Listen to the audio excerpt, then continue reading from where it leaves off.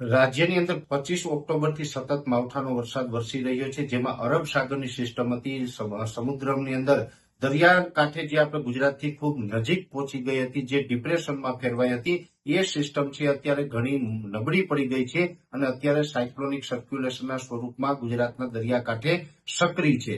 જોકે આ સિસ્ટમ છે એ નબળી પડીને પણ હજી આપણી ઉપર અસર કરી રહી છે. 25 તારીખથી જે સતત વરસાદ વરસી રહ્યો છે, આજે 1 નવેમ્બર છે.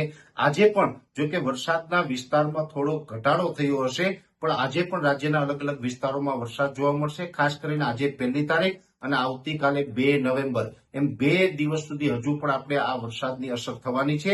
જેમાં ખાસ કરીને હવે જે 2 દિવસ સુધી જે વરસાદ પડવાનો છે તેમાં વિસ્તારમાં ઘટાડો થશે, છતાં પણ હજી જે પશ્ચિમ સૌરાષ્ટ્રના વિસ્તારો છે, જેમાં પોરબંદર, દ્વારકા, જામનગર એ સાથે રાજકોટના અમુક વિસ્તારો અને મોરબી જિલ્લાના અમુક વિસ્તારોમાં હજુ 2 દિવસ સુધી તીવ્રતા સાથે વરસાદ એટલે કે 1 થી લઈ અને 2 ઇંચ સુધીનો વરસાદ વરસી શકે છે. એ સાથે બોટાદ, ભાવનગરના અમુક વિસ્તારો અને જે ખંભાતના અખાત લાગુ વિસ્તાર છે, ધોળકા, ધંધુકા હોય, તારાપુર હોય કે ધર્મજ હોય, આ વિસ્તારોમાં પણ હજુ 2 દિવસ સુધી 1 થી 2 ઇંચ સુધીના વરસાદની સંભાવનાઓ છે.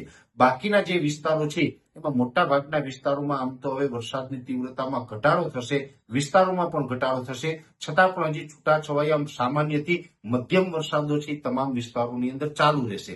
ખાસ કરીને આ વરસાદ છે એ આપણે આવતીકાલે 2 નવેમ્બરે મોડી રાત સુધી આપણે વધુ અસર જોવા મળશે.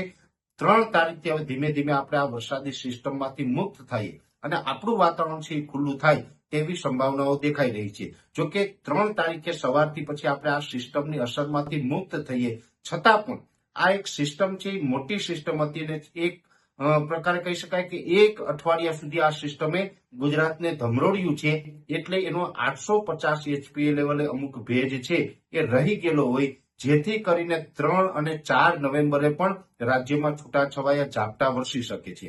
જોકે 3 અને 4 તારીખે જે ઝાપટા નોંધાય તેની તીવ્રતા ખૂબ ઓછી હશે અને એ પણ સીમિત વિસ્તારોમાં હશે, બહુ વધુ વિસ્તારોમાં અસર ન કરે.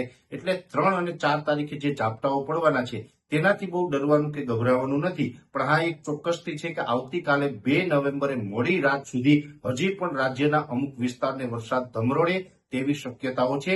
ખાસ કરીને માવઠું છે એ તો દિવાળી પછીના સેશનમાં અનેક વખત આપણે થતું હોય છે. ભૂતકાળમાં પણ માવઠા જોવા મળ્યા છે, પણ ચાલુ વર્ષે એટલે કે 2025ની અંદર દિવાળી પછીના સેશનમાં જે માવઠું થયું છે તે ઇતિહાસનું સૌથી તીવ્ર માવઠું છે અને આ માવઠાને કારણે જે ખેડૂતોને નુકસાન થયું છે એ ભૂતકાળમાં આટલું મોટું નુકસાન ક્યારેય નથી થયું. એટલે ખાસ કરીને આ માવઠું છે 25 ઓક્ટોબરથી રાજ્યની અંદર સક્રિય છે અને હજુ પણ આવનારા 2 દિવસ સુધી એટલે કે 2 નવેમ્બરે મોડી રાત સુધી રાજ્યને હજુ પણ વરસાદના રૂપમાં અસર થાય તેવું એક અનુમાન છે.